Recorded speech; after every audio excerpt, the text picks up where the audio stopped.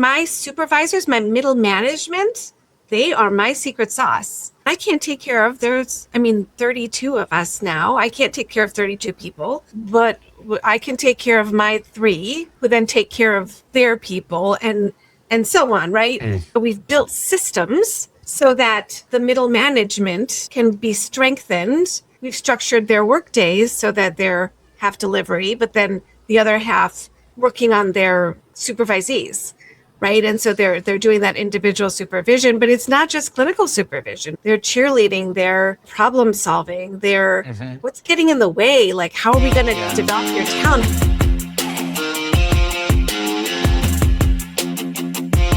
Welcome to the How Leaders Think podcast, the show that transforms you by renewing your mind and giving you new ways to think. I am your host, Kenny Lange, and with me today is the Janelle Miller Moravek.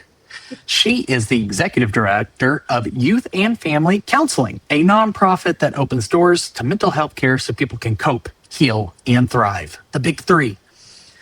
Her vision, leadership, and passion for improving access to mental health care has steered YFC, yeah, you know me, steady growth over her 15-year tenure at the place. She is also a wife, a mom to 3 humans, and 2 dogs. So she has as many kids as I do. Welcome to the show, Janelle. Thanks, Kenny. I'm excited to be here today. I am excited to have this conversation. We had a blast on our first conversation. Probably should have recorded that too as like a bonus episode. Maybe I'll launch a Patreon where I do like the initial conversations. There we go. And then I'll split the revenue with the guests. This is how we monetize. But I feel like that's a different episode for a different podcast. But tell me today, Janelle, what is on your mind? Gave me a heads up that was the question you'd be starting with. And I've been thinking about that a lot. And I actually asked my husband last night, I'm like, I want to be on this podcast tomorrow. And I know he's going to ask me, like, what am I chewing on? What's on my mind? And I have so many things on my mind, right? I think most leaders do at the beginning of any year, right? I'm half stuck in 2025, like trying to wrap that up, put a bow on it. And I'm launching 2026. So we're a little bit all over the place. And my husband, he said to me, I can't even believe you're asking me that question. He goes, it's your people. I was like, you're right. I'm so worried about my people. Like, I keep chewing on, how do I take care of my people? Let me back up a minute. I know that when I take care of my people, my employees can take care of their clients. And that's what we're all about here, right? Helping our clients cope, heal, and thrive. It doesn't happen if I don't take care of my employees. In the nonprofit workforce, right? It's hard to take care of your people. There's this overwhelming scarcity mindset. We're primarily women. Some of us live in low-income households themselves, have financial hardship. Some of us do not make a living wage. And so how I have always grappled with, for reasons of retention, recruitment, whatever, how do I take care of my people so that they can do their jobs? We've worked really hard at that at YFC, and I'm so proud that today our workforce, our clinical workforce, reflects the diversity of the clients we serve. And that's huge. And most of us are paid at the living wage level. So I'm making huge progress. And I can see it in the data, right?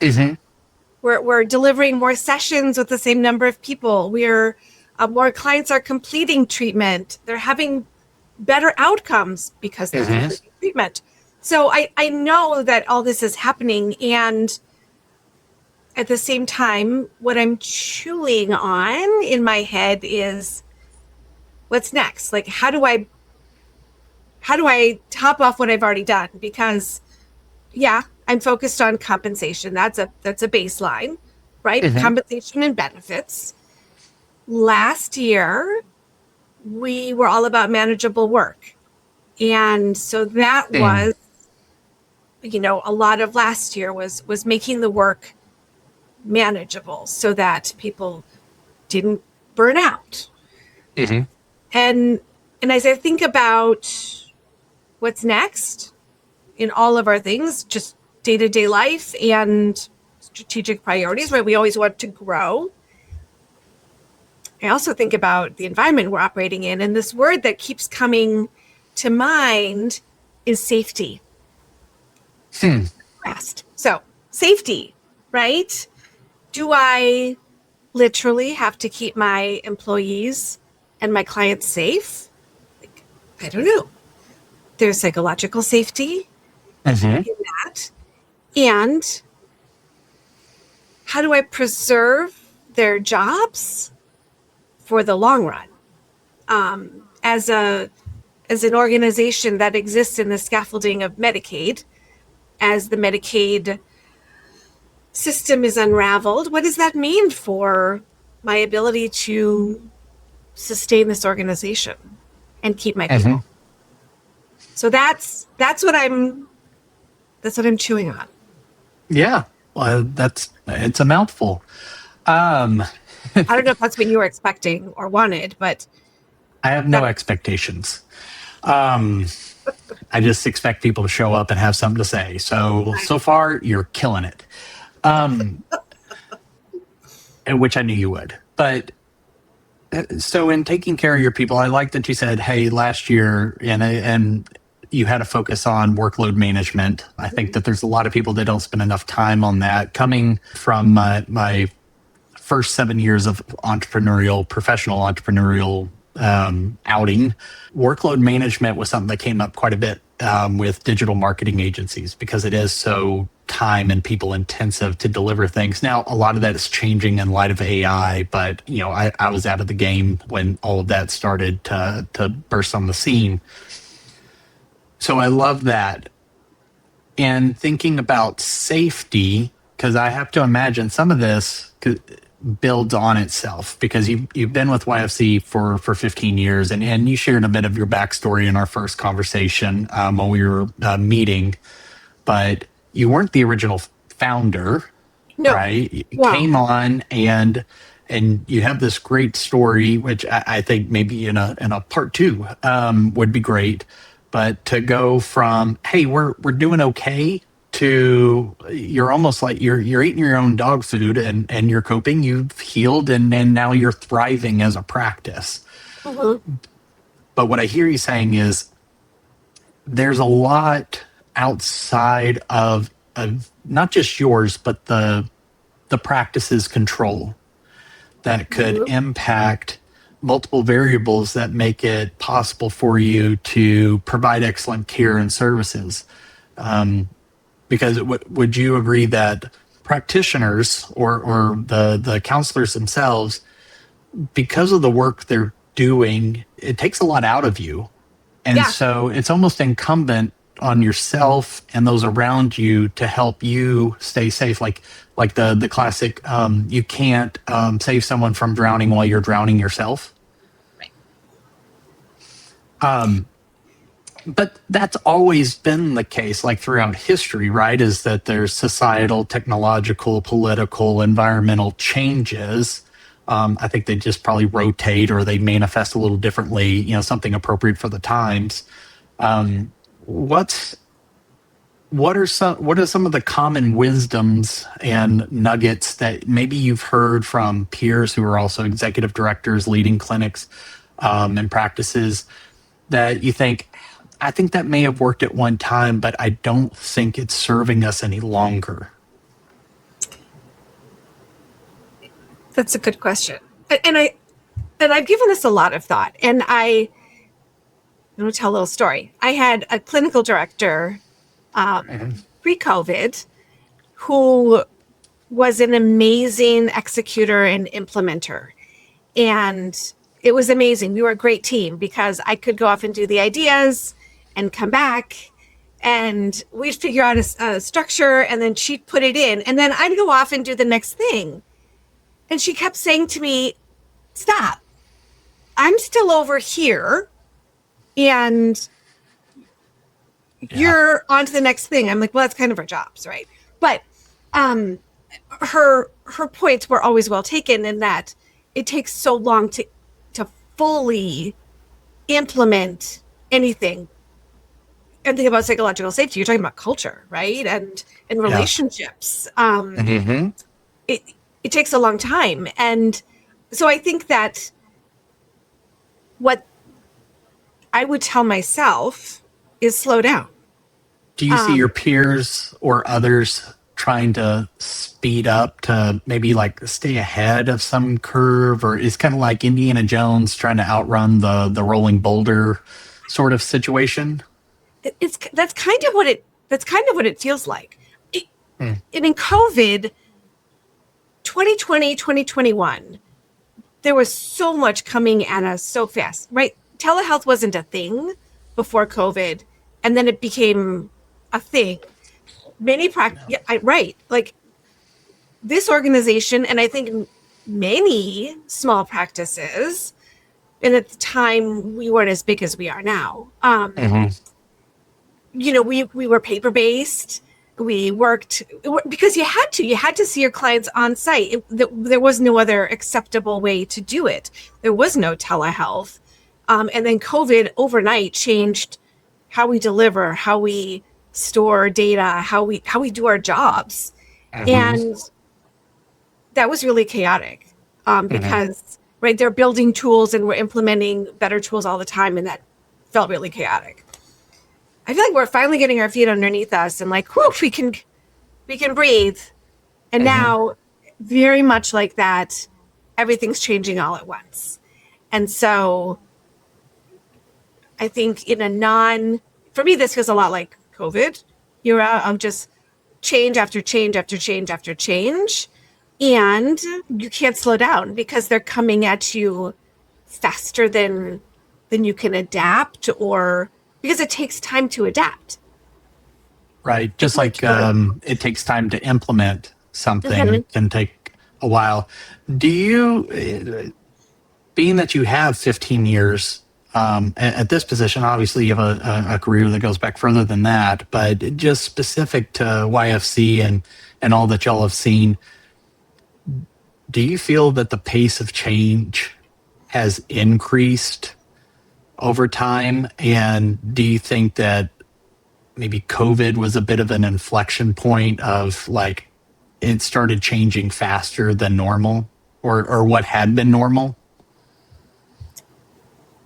I think it is a faster pace of change. I also think that there are a couple of other things in my sector of mental health that are also driving a sense of urgency. And that is the acuity. So the prevalence and acuity of people seeking care is higher than it's ever been. So, right, not only are we trying to change, but we're also seeing demand like we've never seen before. And is that because there's genuinely a greater need, or just it's losing the stigma that once held people back from even seeking it? Or both? I think it's both. I think there's still stigma, but you're right, it's not as much. And there was a workforce shortage. So there was a workforce shortage going into COVID. So in 2017, 18, Illinois actually said we are in a state of a workforce shortage in behavioral health care.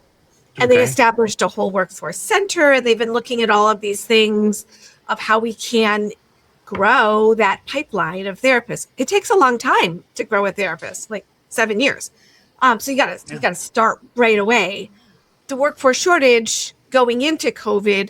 Remember how I started the conversation? I said most of us in this nonprofit space are women, and in COVID, a lot of women stepped away.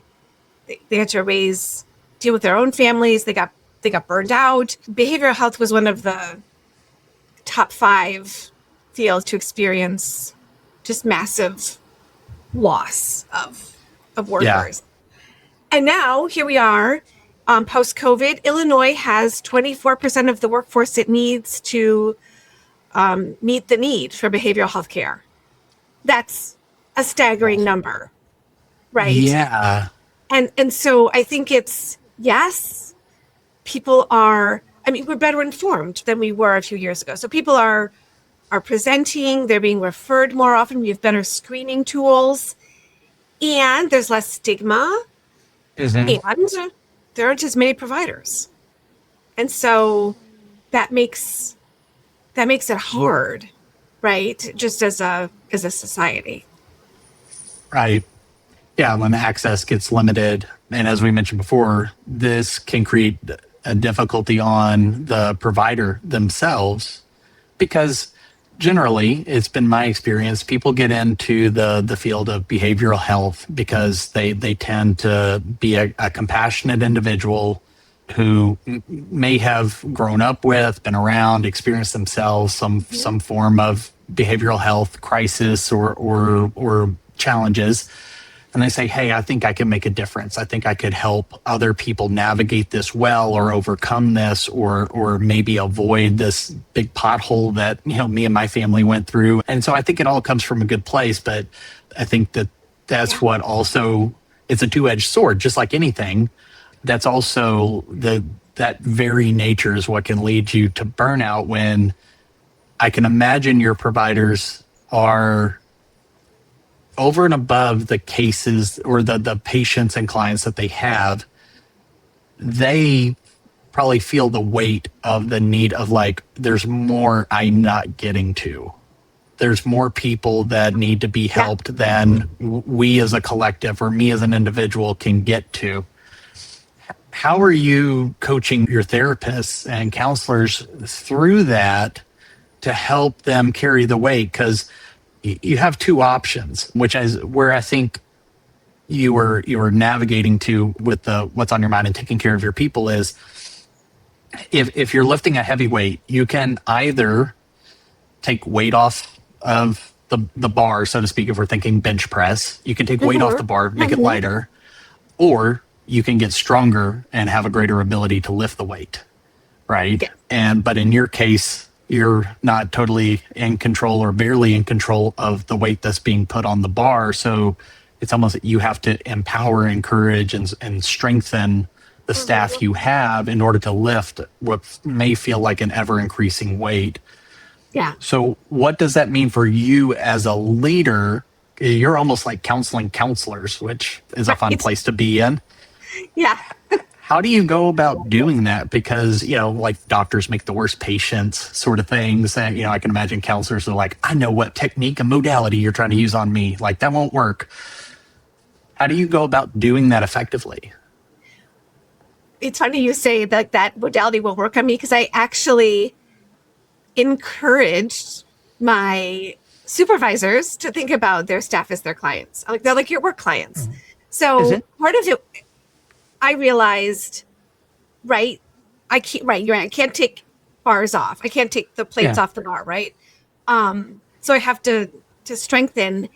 And my supervisors, my middle management, they are my secret sauce. They hold us up through so much. So I can't take care of, 32 of us now. I can't take care of 32 people, but I can take care of my 3 who then take care of their people and so on, right? But I've really encouraged, we've built systems so that the middle management can be strengthened, and we've structured their work days so that they're half delivery, but then the other half, they're really working on their supervisees. Right. And so they're doing that individual supervision, but it's not just clinical supervision, right? They're cheerleading, they're problem solving, what's getting in the way? Like, how are we going to develop your talent? How are we going to do all these things? And they are making sure they take time off. So we added last year conversations like, okay, so you have 3 weeks vacation. It's the beginning of the year. When are you taking your vacation? Let's block it off. Let's plan for it now, because you can't wait until the end of the year. You're going to be too burned out, right? So how we are really trying to think about, and this is where having policies and benefits and compensation is so important. Yeah. right? So there's an organizational role in preventing burnout, and that's making sure we have benefits. So you have sick time. So if you're sick, including feeling overwhelmed or just not being able to come in, that you don't have to come in. But then also respite. Respite is so important, and making sure that employees are using regular respite throughout the year to go recharge, come back. Yeah. Right. So, Yeah. You can't pour from an empty cup, sort of thing. No. So that was part of that manageable work was, Okay. making sure that we were talking about the systems, the structures, the boundaries, how to come back the next day and the day after that and the day after that and the day after that. Because this is a marathon. It's not a sprint. Oh, 100%. Something you mentioned struck me as odd in a good way. The way in which you talk about middle management being a key, because I think a lot of times that middle management gets skipped over. It's like executives and frontline. Like the executives are calling shots, making decisions. The frontline just need to get the work done, and a lot of times middle management just becomes almost like a megaphone. Now, should they help in the relaying of communication and reinforcement? 100%. But it sounds like you were really intentional to push that domino over first and invest in them before you started just like, all right, we're going to have an all hands, meeting, or we're going to do some training. We're going to encourage you all. We're going to do this. We're going to, like, you really focused in on your on your middle layer, and helped them. And it sounds like you co-created some systems, some process, some things with them. Can you talk about how you got started doing that? Because I have to imagine there are people who, A, don't think about their middle management that way, or B, they do, and they're just not sure, well, how much do I include them? How much authority and autonomy do I give them? Where if they're doing all of that, what am I doing? Like, you can sort of, like, your role fluctuates over time, and that can hit your identity in some really unexpected ways. Can you talk about how you got started and engaged them, and maybe some of the feedback they gave you and contributed? Yeah. I realized that my clinical director and I were burning out on trying to move everybody. And it's really hard to, like, moving people is the hardest thing you could do. Getting them to change behaviors or care about something is really hard. And in my way is explain the why, and then this is what we're going to do about it. And then let's go. Right. So I realized the first people that I needed to be my early adopters were my middle management. And so we actually spent a long time. We did all kinds of HR trainings. They understand the life cycle of an employee, all of those foundational HR concepts, motivation, giving feedback, talent development, proficiencies, competencies. We went over it all, trained it all, like, here's the YFC way. And that made a huge difference, because what that did is that really helped them see the organizational perspective, right? Middle managers are caught in the middle. They're caught between, right, organizational needs and the needs of their employees. And they're constantly negotiating that.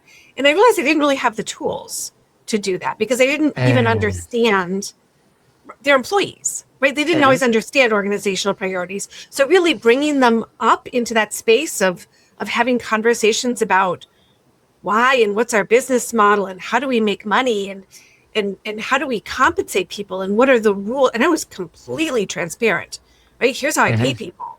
Here's how I think about it, and that was huge, because then when they understand it, then they care.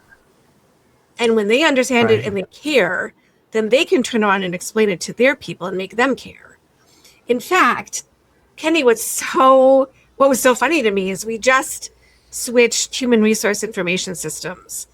We got kicked off ours because they went a different route, so we had to go on another one. And we actually did not do an all staff training. We only trained the managers.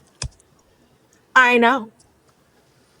For those who are only listening, I did the Kevin McAllister Home Alone. Oh my gosh. Yeah. Because what was going to happen? We all know this, right? Everyone could watch videos. Then they're going to have questions. And who are they going to ask? The Their supervisors. Uh-huh. Because I was going to do the training, right? You do the training before you do it. And then they go to do it and they don't remember the training. So, like, let's just skip that whole piece. I love that. Practically, thinking critically. What a novel idea. If only more people embrace this. Yeah.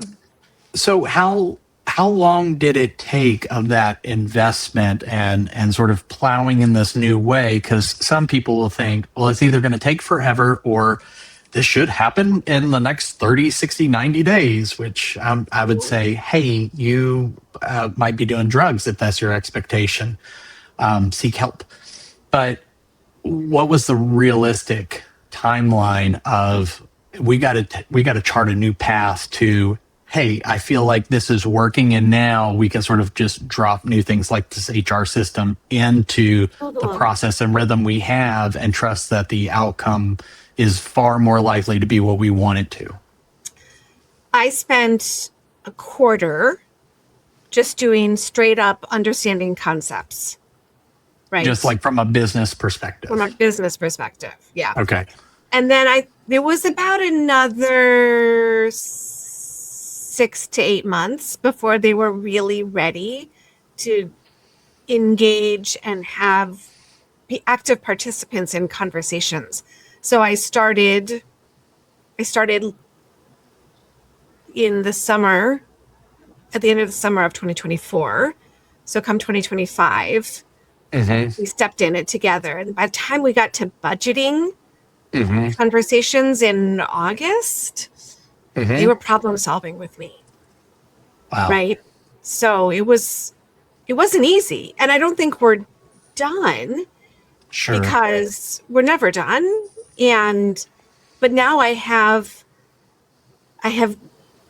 really strong middle managers who are growing and leaning into their roles and are more effective, right? So I'm excited to see what they're going to do with their teams this year. It sounds like you now have something to build off of as opposed to like you're laying all the foundation, right? Like, once a plane gets up in the air, it's not done flying, but it has to get off the ground. And it sounds like you've now kind of gotten off the ground, and now you can start answering different questions than you were before when you were laying the foundation. But right now, they're working on let's have a conversation about our standard of care, because now we're wanting to think about not just taking care of our clients inside the room, but how do we help them navigate the chaos of SNAP? And we have a lot of Medicaid clients. So the SNAP and changes in Medicaid and work requirements and all of that, which means we've got to be trained. So, how are we going to think about that? What are we going to say? This is the YFC way. I'm not saying it. Katie, my clinical director, isn't saying it. We're going to come up with it together, because we all need to buy in if we're all going to. It's not me who's going to be. I'm not a clinician. I'm a fundraiser. It's not me who's going to be upholding and actually delivering on the standard of care. It's the people in the trenches. So right. Yeah, it sounds like you're leaning into the I don't know if it's a quote necessarily, but the people closest to the work are the ones who should be informing the standards, the processes, informing how we do the work. They should be informing it. Absolutely. I don't know that they always get to say where we're going, because they don't have the knowledge that I do, or their managers do, but also they do the jobs. So we need to incorporate their voices into the conversation. Yeah, absolutely. I've heard it say that, everybody falls into 3 categories when it comes to decision making. They either get a view, a voice, or a vote. So sometimes people just need to be informed. They need a view into it. Like, what decision did we make? Why are we making it? Okay, cool. Thanks for letting me know. Other people, it's like, hey, we need to hear from you because you have experiential or academic knowledge or something else that we need to know, or your position informed. Like you said, you're not a clinician. They are. You need to hear from the clinicians to make decisions about clinicians. And then there's other people, it sounds like you and your closer group, y'all have a vote on like, where do we finally land, because the final accountability rests with y'all. Yes. That's a good way of putting it. Yeah. So being that you are more visionary, you're looking down the road a little further than everybody, and that's part of your wiring, but also part of the position, right? As executive director, given the hard work you've put in over the last, 18 or so months, as of this recording, what excites you most about what is now possible? Even though I said that it feels like the change is happening really fast. What I'm excited about is that I have a team to lean into, and that's with me. I'm not alone. I felt alone in a lot of COVID. But I don't feel like I'm alone, and I think there's more that I can do on that front, because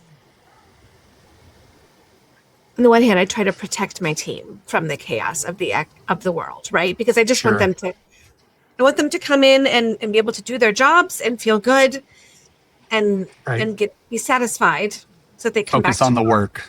Right. Yeah.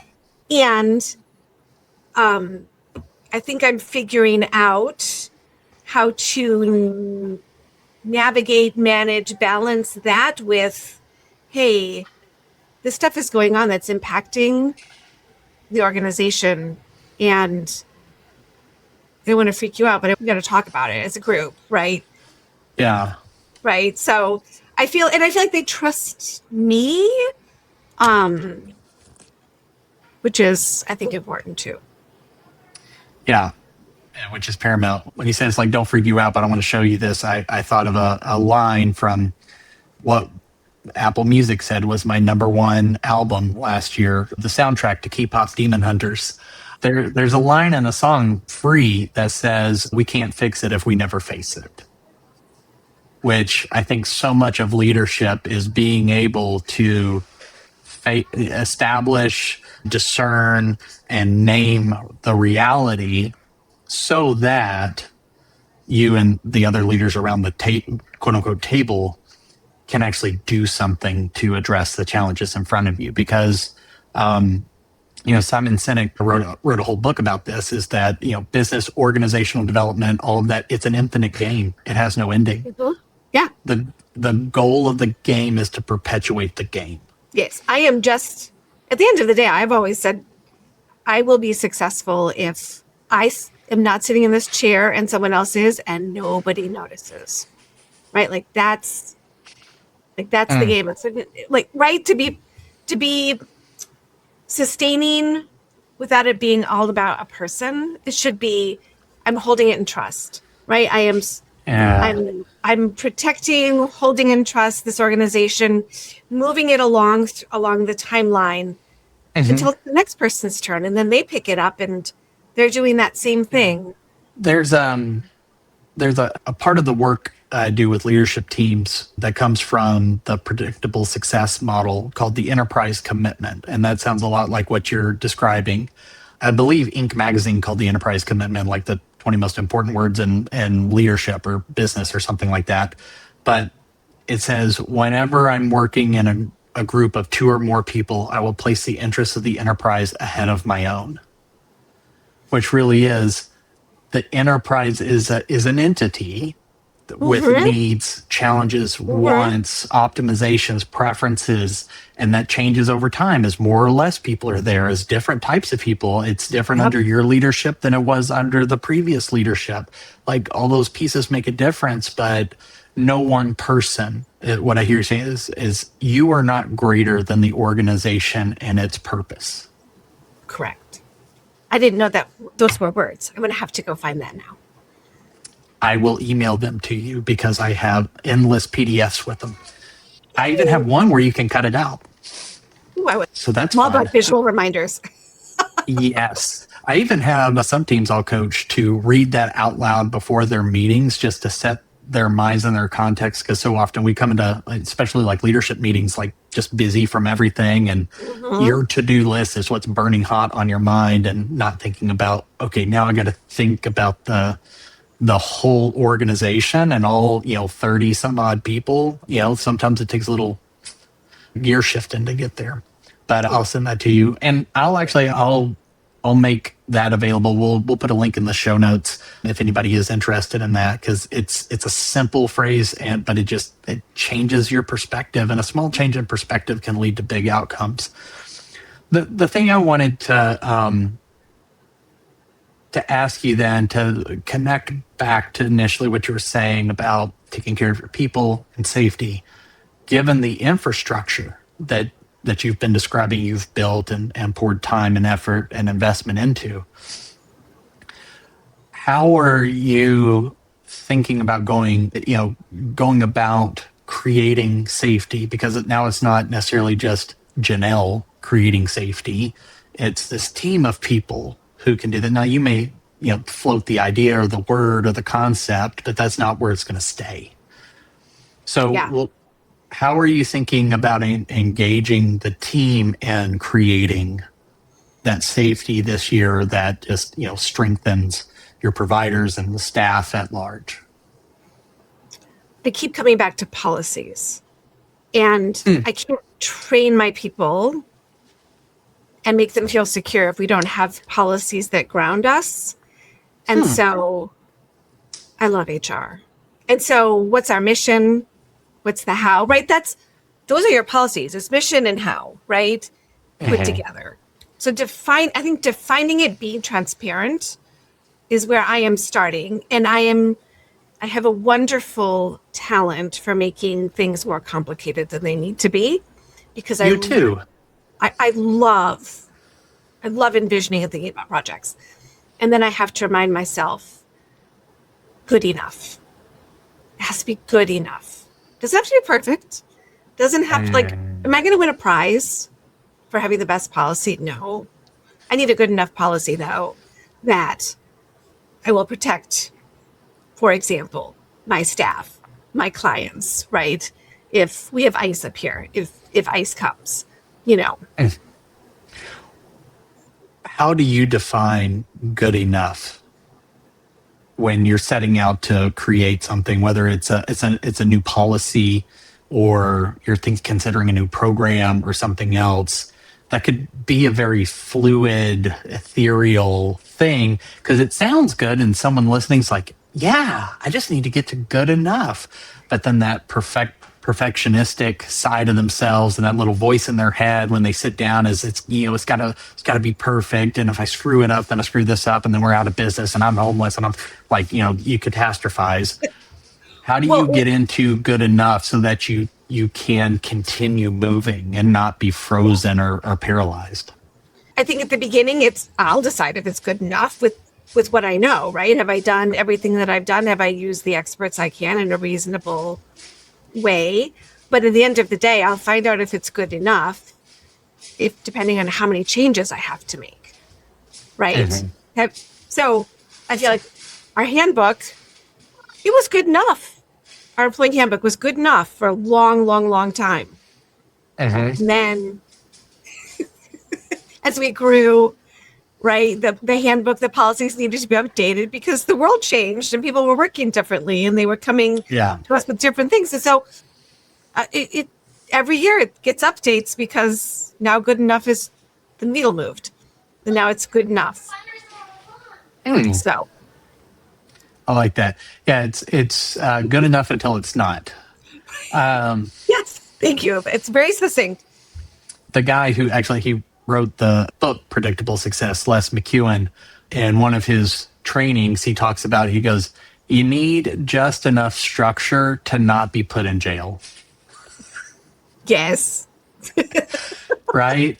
Because you can, especially for anybody with the growth you've experienced, which is about like, I don't know, what 6x growth over the course of time that you've been leading. At least 5, yeah. 5 to 6x growth, which is no small feat, is the structure you needed to hit sort of like 1x, 2x, 3, like you needed a little bit more. But if you over engineer it on that growth curve up, you might stifle innovation or make it to where you can't really move. You need enough structure to keep moving forward and not go to jail. Yep. Which I'm a fan of that sort of structure. There's a lot of ways you could step off in it, especially on the HR side, which is why I think it's always been wise that I maintain a single person company, because I'm the only one who can report me to HR, and I am HR. But it works.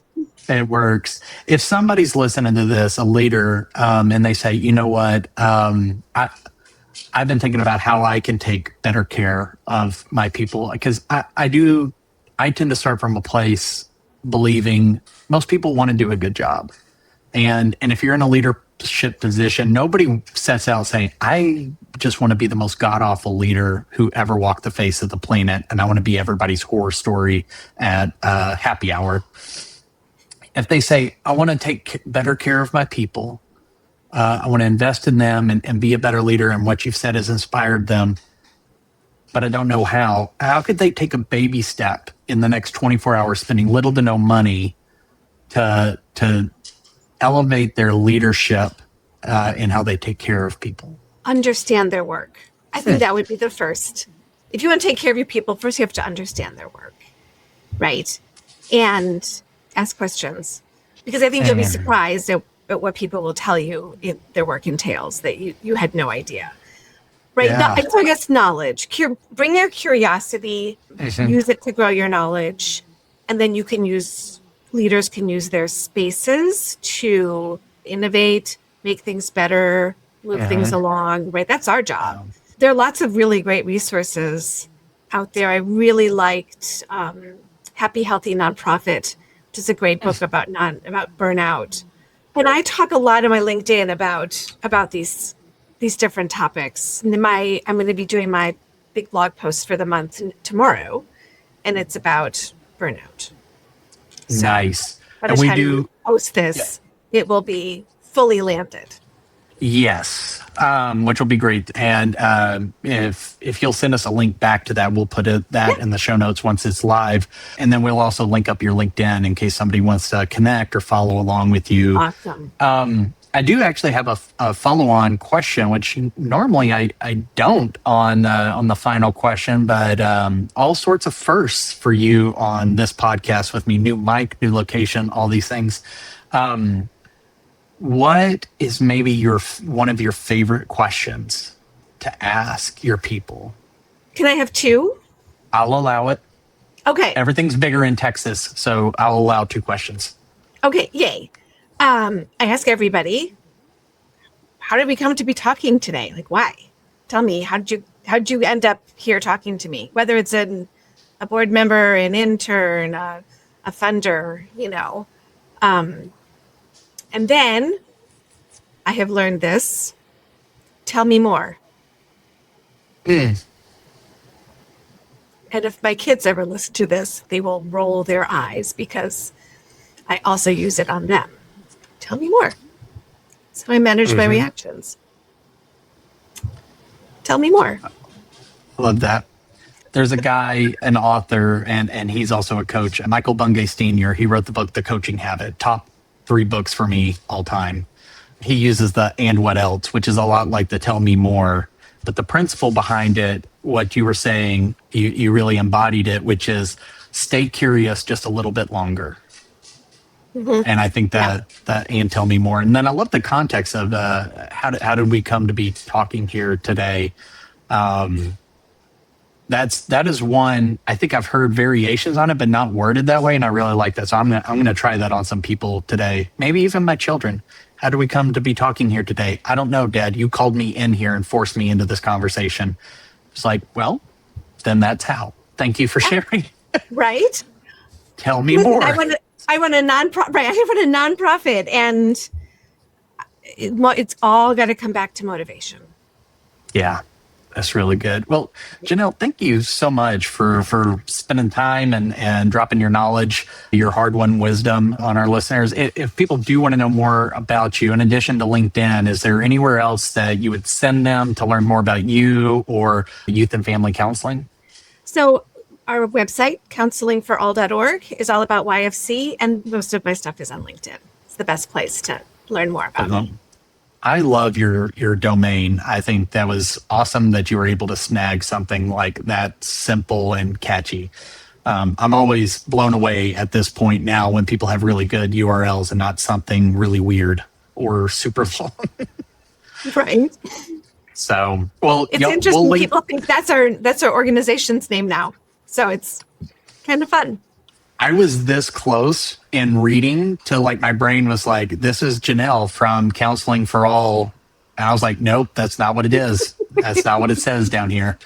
So, but I appreciate you. And I hope to have you back, and we'll have some more fun and excitement and hopefully help some more people. To the listeners, thank you so much. You spent some time with me and Janelle, and we're grateful for it. We don't take that for granted. If you enjoyed this, like, rate, review, subscribe, smash whatever button is on your platform of choice. It would mean a lot. And leave a comment if you learned something, if you didn't learn something, if you loved something or hated something. All feedback can be good feedback. I may or may not cry, but that's fine. It's whatever. I now know more therapists. My tribe is growing. So whatever it is, I would appreciate it. One, I make this show for all of you that listen. I enjoy these conversations. I get to meet people like Janelle, which is just like a huge blessing to me, but I want to drive value for you. So if you tell me I want this topic, this person, or I'm trying to learn more about this or develop this part of my leadership, I would love to know more about that so I can bring those things to you more often. And also, your interaction with the show helps us get in front of more leaders who are trying to take their next step in their journey. And it's a free and easy way to pay it forward. And won't that make you feel warm and fuzzy as you lay your head on your pillow tonight? But until next time, change the way you think, you'll change the way you lead. We'll see ya.